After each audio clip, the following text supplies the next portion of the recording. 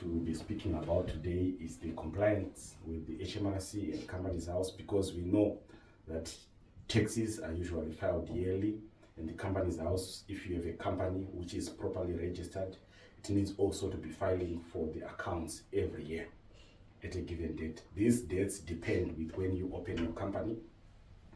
So if you open your company, let's say in June, it means maybe your year end, maybe that June or something. So many companies have different year ends. That's what I'm just trying to say.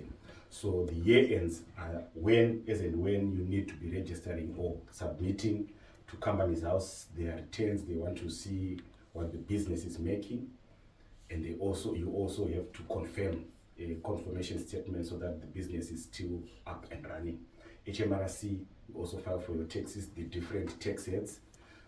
They can be PAYE for staff, they can be the income tax for the business, it can be also VAT for the business. That is if you reach the thresholds which are needed for VAT registration.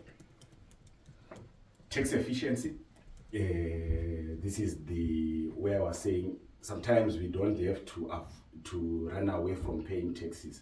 However, we manage the tax affairs in such a way that the burden is not as heavy as it should have been without the knowledge. That's where we come in to try and help. If you tell us, many people have the challenge of when they are dealing with accountants. I see that when they are dealing with solicitors and everything, they accept. When you go to a solicitor, you tell them your problem as it is, if you want the genuine help.